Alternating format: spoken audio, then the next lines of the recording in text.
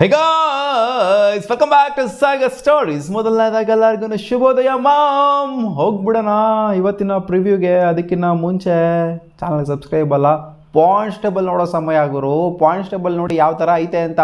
Rajasthan Royals NMSನ ಗೆಲ್ಲೋ ಮೂಲಕ 3ಕ್ಕೆ 3 ಹೊಡೆದ್ಬಿಟ್ಟು top of the ಟೇಬಲ್ಗೆ ಹೋಗ್ಬಿಟ್ಟಿದ್ದಾರೆ.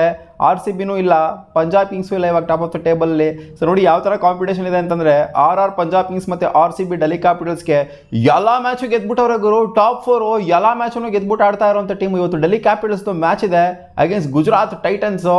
ಸೊ ಇವತ್ತು ಏನಾದ್ರು ಇವರೇನು ಗೆದ್ರು ಅಂತಂದರೆ ರನ್ ರೇಟ್ ಏನಾದ್ರು ಗೆದ್ಬಿಟ್ರು ಅಂದರೆ ಇವರು ಕೂಡ ಟಾಪ್ ಆಫ್ ದ ಟೇಬಲ್ಗೆ ಹೋಗ್ತಾರೆ. ಇಲ್ಲಿ ಮೇಲ್ಗಡೆ ನಾವು ಸೋಲೋದೇ ಇಲ್ಲ ಅನ್ನೋ ಥರ ಕಿತ್ತಾಡ್ತಾ ಇದ್ದಾರೆ ಟಾಪ್ 4 ತಂಡಗಳು. ಇಲ್ಲಿ ನೋಡಿ ಬಾಟಮಲ್ಲಿ ಯಾವ ಥರ ಕಚ್ಕೊಂಡಿದ್ರೆ ಅಂತ. CSK ಹ್ಯಾಟ್ರಿಕ್ ಸೋತಿದ್ದಾರೆ ನೋಡಿ. ಪಾಯಿಂಟ್ಸ್ ಟೇಬಲ್ನ ಉಲ್ಟಾ ಮಾಡ್ದಂಗಿದೆ, ಮಿರರ್ ಮಾಡ್ದಂಗಿದೆ. ಅಲ್ಲಿ ಟಾಪ್ 4ಗೂ ಬಾಟಮ್ 4ಗೂ ಅಲ್ಲಿ 3-3 ಸೋತವ್ರೆ. ಆಮೇಲೆ GT 2-2 ಸೋತವ್ರೆ. ಇವತ್ತು ನೋಡಿ GT ಆಡಬೇಕಾಗಿದೆ ಡೆಲ್ಲಿ ಕ್ಯಾಪಿಟಲ್ಸ್ ಮೇಲೆ. 2-2 ಗೆದ್ದಿರೋಂಥ ಡೆಲ್ಲಿ ಕ್ಯಾಪಿಟಲ್ಸ್ ಮೇಲೆ ಆಡ್ತಿದ್ರೆ 2-2 ಸೋತಿರೋಂಥ GT ಅವರು ಕಾನ್ಫಿಡೆನ್ಸ್ ಸಿಕ್ಕಾಪಟ್ಟೆ ಲೋ ಆಗಿರುತ್ತೆ. ಸೊ ಗೆಲ್ಲಕ್ಕಾಗೋದೇ ಇಲ್ಲ ಅಂತಲ್ಲ, GT ಅವ್ರು ಒಳ್ಳೆ ಟೀಮೇನೇ ಇದೆ.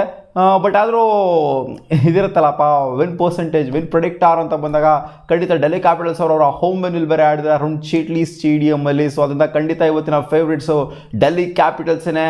ಸೊ ನೋಡಿ KKR ಅವರು 2-2 ಸೋತಿದ್ದಾರೆ.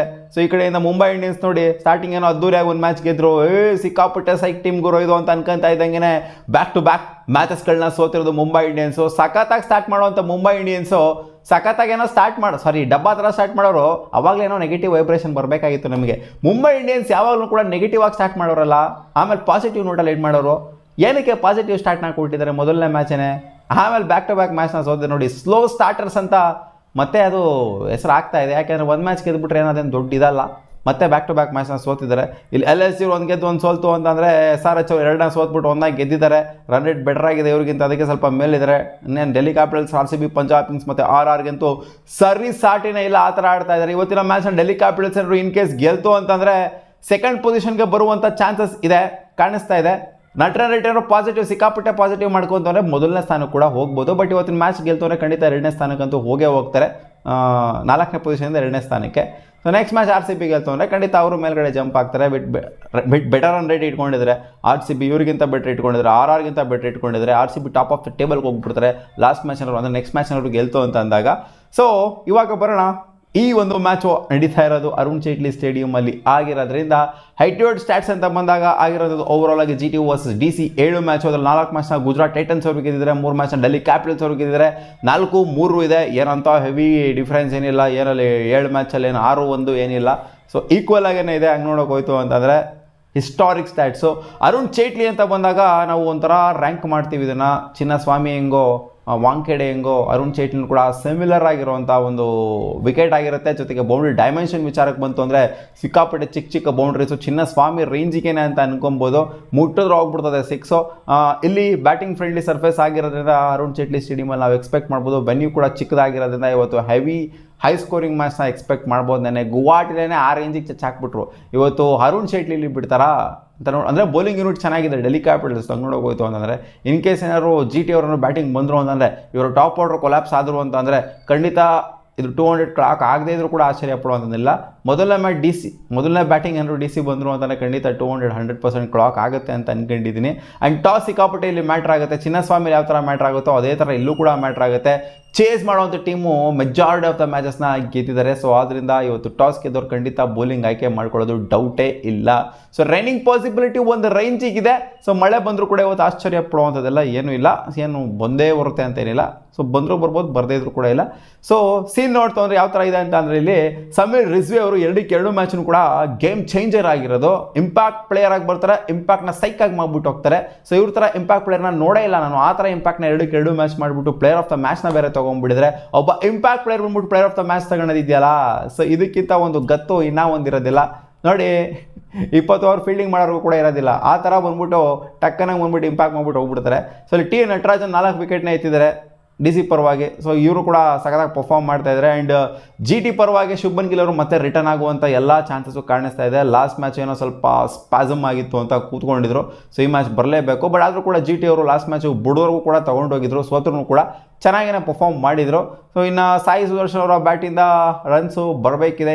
ಆ್ಯಕ್ಚುಲಿ ಇವರು ಟಾಪ್ 3ಇಂದನೇ ಬರಬೇಕಾಗಿದೆ ರನ್ಸು. ಜಾಸ್ ಬಟ್ಲರ್ ಅವರು, ಸಾಯಿ ಸುದರ್ಶನ್ ಜೊತೆಗೆ ಶುಭ್ಮನ್ ಗಿಲ್ ಇವರೇ ಮೆಜಾರಿಟಿ ಆಫ್ ದ ರನ್ಸ್ಗಳನ್ನ ಹೊಡೆದಿರೋದು. ಆ ಪುಣ್ಯಾತ್ಮ ಶರ್ಫೆನ್ ರುದರ್ಫೋರ್ಡ್ ಅಂತ ಒಬ್ಬ ಇದ್ದ, ಅವನು ಸಖತ್ತಾಗಿ ಆಡ್ತಾ ಇದ್ದ ಲಾಸ್ಟ್ ಇಯರು. ಸೊ ಇವರು ಬಿಟ್ಬಿಟ್ಟು ದಡ್ತನ ಮಾಡಿಕೊಡ್ರು. ನೋಡಲ್ಲಪ್ಪ ನೀನು ಯಾವ ಥರ ಹೊಡೆದ್ರು ಅಂತ ಅಲ್ಲಿ ಮುಂಬೈ ಇಂಡಿಯನ್ಸ್ ಪರವಾಗಿ ಸಖತ್ತಾಗಿ ಆಡೋರು ಶರ್ಫೆನ್ ರುದರ್ಫೋರ್ಡು. ಬಿಟ್ಬಿಟ್ಟು ಟೀಮ್ನ ಒಂದು ಸ್ವಲ್ಪ ಅಧ್ವಾನ ಮಾಡ್ಕೊಂಡಿದ್ದಾರೆ ಅಂತ ಅನ್ನಿಸ್ತಾ ಇದೆ. ಆ ಒಂದು middle order, lower middle order ಅಂತ ಬಂದಾಗ ಸ್ವಲ್ಪ ಮಟ್ಟಿಗೆ ಸ್ಟ್ರಗಲ್ ಮಾಡ್ತಾ ಇದ್ದಾರೆ. ಆ್ಯಂಡ್ ರಶೀದ್ ಖಾನ್ 2 ವಿಕೆಟ್ನ ಎತ್ತಿದ್ರೆ ಪರವಾಗಿಲ್ಲ, ಡಿಸೆಂಟ್ ಪರ್ಫಾರ್ಮೆನ್ಸ್ ಅಂತ ಹೇಳಬೇಕು. ಸೊ ಇಲ್ಲಿ ನನ್ನ ಪ್ರಕಾರ ಇವತ್ತಿನ ಮ್ಯಾಚಲ್ಲಿ ಓಪನಿಂಗ್ ಪೈರು ಸಿಕ್ಕಾಪಟ್ಟೆ ಗ್ಲೋ ಆಗುವಂಥ ಚಾನ್ಸಸ್ ಕಾಣಿಸ್ತಾ ಇದೆ. KL ರಾಹುಲ್ ಜೊತೆಗೆ ನಿಸಾಂಕ ಇಬ್ಬರು ಸಹ ಮಸ್ತಾಗಿ ಆಡ್ಬೋದು ಅಂತ ಒಂದು ಹೋಪ್ ಹೇಳ್ತಾ ಇದೆ ನನಗೆ. ಸೊ ನೋಡೋಣ. ಹೌದು, ಒಬ್ವಿಯಸ್ಲಿ ಇಂಪ್ಯಾಕ್ಟ್ ಪ್ಲೇಯರ್ ಆಗಿ ಬರ್ತಾರೆ ಸಮೀರ್ ರಿಜ್ವಿ ಅವರು. ಸೊ ಅವ್ರ ಮೇಲೆ ಹೋಪ್ಸ್ ಅಂತೂ ಖಂಡಿತ ಇದ್ದೇ ಇರುತ್ತೆ. ಯಾಕಂದರೆ 2 ಮ್ಯಾಚ್ನೂ ಗೆಲ್ಸ್ಕೊಂಡು ಕೊಟ್ಟಿರೋದು ಅವರೇನೇ. ಡೆಲ್ಲಿ ಕ್ಯಾಪಿಟಲ್ಸ್ನ 11 ವಿಚಾರಕ್ಕೆ ಬಂತವ್ರೆ. KL ರಾಹುಲ್ ಜೊತೆಗೆ ನಿಸಾಂಕ ಅವರು ಓಪನ್ ಮಾಡ್ತವಂದ್ರೆ ನಂಬರ್ 3 ಬರ್ತಾರೆ ಆಬ್ವಿಯಸ್ಲಿ ರಾಣಾ ಅವರು. ಆಮೇಲೆ ಸಮೀರ್ ರಿಜ್ವಿ ನಂಬರ್ 4ಗೆ ಬಂತು ಅಂದರೆ ಡೇವಿಡ್ ಮಿಲ್ಲರ್ ಅಥವಾ ಸ್ಟಪ್ಸ್ ಮೇಲೆ ಬರ್ಬೋದು, ಡೇವಿಡ್ ಮಿಲ್ಲರ್ ಮೇಲೆ ಬರ್ಬೋದು. ಇವ್ರನ್ನ ಒಂಥರ ಫ್ಲೋಟರ್ ಥರ ಯೂಸ್ ಮಾಡ್ತಾರೆ ಮೇಲೆ ಕೆಳಗೆ. ಅಕ್ಷರ್ ಪಟೇಲ್, ವಿಪ್ರಾಜ್ ನಿಗಮ್ ಸಖತ್ತಾಗಿರೋಂಥ ಬ್ಯಾಟಿಂಗ್ ಯೂನಿಟ್. ನಂಬರ್ 8 ಕೂಡ ಮಸ್ತಾಗಿರೋಂಥ ಬ್ಯಾಟಿಂಗ್ ಯೂನಿಟ್ ಇದೆ. ಆ್ಯಂಡ್ ಬೌಲಿಂಗ್ ವಿಚಾರಕ್ಕೆ ಬಂದರೆ ಮುಖೇಶ್ ಕುಮಾರ್ ಆಗಿರ್ಬೋದು, ಟಿ ನಟರಾಜನ್ ಆಗಿರ್ಬೋದು, ಲುಂಗಿ ಇಂಗಿಡಿ ಮೈನಾಗೆ. T Natarajan last match impact ಮಾಡ್ಬೋದು, ಬಟ್ ಲುಂಗಿ ಇಂಗಿಡಿ ಹಾಕುವಂಥ ಸ್ಲೋರ್ ಒನ್ಗೆ ಡಿಸೀವ್ ಆಗೋಗ್ಬಿಟ್ಟಿದ್ದಾರೆ. ಎತ್ತಂಗಡಿ ಮಾಡ್ಬಿಡ್ತಾರೆ. ಹಂಗೆ ಬ್ಯಾಟ್ರಸ್ಗಳನ್ನ ಹಂಗೆ ಸೈಕ್ ಮಾಡಿಬಿಡ್ತಾರೆ. ಯಾವ ರೀತಿ ಕೃಣಾಲ್ ಪಾಂಡ್ಯ ಸೈಕ್ ಮಾಡ್ತಾರಲ್ಲ ಬೌನ್ಸರ್ಗಳನ್ನೆಲ್ಲ ಹಾಕ್ಬಿಟ್ಟು, ಇವರು ಅದೇ ರೀತಿ ಸ್ಲೋರ್ ಒನ್ಗಳನ್ನ ಹಾಕ್ಬಿಟ್ಟು, ಯಾರು ಕೂಡ ಈ ಥರ ಒಂದು ಸ್ಲೋರ್ ಒನ್ ಇಟ್ಟಿಲ್ಲ ರೀಸೆಂಟ್ ಗೇಮ್ಸ್ನೆಲ್ಲ ನೋಡ್ತು ಅಂತ ಅಂದಾಗ. ಬ್ರಾವೋ ಬಿಟ್ಟಂಗೆ ಬಿಡ್ತಾರೆ. ಬ್ರಾವೋಯಿಂದ ಕಲ್ತಿರೋವಂಥವ್ರು.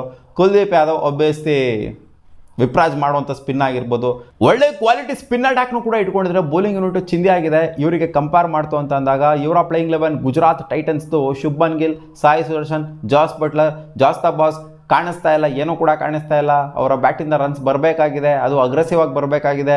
ಈ T20 ವರ್ಲ್ಡ್ ಕಪ್ಪಲ್ಲಿ ಎಲ್ಲಿ ನಿಲ್ಲಿಸಿದ್ರು ಅವರ ಕಳಪೆ ಫಾರ್ಮ್ನ ಅದೇ ಥರ ಕಂಟಿನ್ಯೂ ಮಾಡ್ತಾ ಇದ್ದಾರೆ. ಹೌದು, ರನ್ಸ್ ಸಣ್ಣ ಪುಟ್ಟ ಬಂದಿರ್ಬೋದು, ಬಟ್ ಏನೋ ಅಂಥ ಇಂಪ್ಯಾಕ್ಟು ಭಯ ಹುಟ್ಟಿಸ್ತಾರೆ ಜಾಸ್ ಬಟ್ಲರು. ಮುಂಚೆ ಇದ್ರಲ್ಲ ನಜ್ಜಿ 4 ಸೆಂಚುರಿಯಲ್ಲೇ ಹಿಡಿದಿಲ್ಲ ಒಂದು ಸೀಸನಲ್ಲಿ, ಆ ಥರ ಜಾಸ್ ಬಟ್ಲರ್ ಅಂತೂ ಕಾಣಿಸ್ತಾ ಇಲ್ಲ ಈ ಸೀಸನ್ನು. ಇಲ್ಲಿ ವಾಷಿಂಗ್ಟನ್ ಸುಂದರ್ ಬರ್ತಾರೆ ನಂಬರ್ 4ಅಲ್ಲಿ, ಅಥವಾ ಫ್ಲೋಟರ್ ಥರ ಯೂಸ್ ಮಾಡ್ಬೋದು. ಗ್ಲೆನ್ ಫಿಲಿಪ್ನ ಆಡಿಸುವಂಥ ಚಾನ್ಸ್ ಇದೆ. ಆಮೇಲೆ ರಾಹುಲ್ ಟೆವಾಟಿಯಾ ಆಗಿರಲಿ, ಈ ಕಡೆ ರಾಶಿದ್ ಖಾನ್ ಆಗಿರಲಿ, ಬ್ಯಾಟಿಂಗಲ್ಲಿ ಅಂಥ ಮಟ್ಟಿಗೆ ಕಾನ್ಫಿಡೆನ್ಸ್ ಕೊಡೋದು ಆಗೋದಿಲ್ಲ. ಇಲ್ಲಿ Rashid Khan, Kagiso Rabada, Jason Holder ಏನಾದರೂ ಅಂತ ಅರ್ಥ ಆಯ್ತಿಲ್ವಲ್ಲ ನನಗೆ. ಜೇಸನ್ ಹೋಲ್ಡ್ರು ಕಳೆದುಗಿಳ್ದು ಹೋಗ್ಬಿಟ್ಟವ್ರ.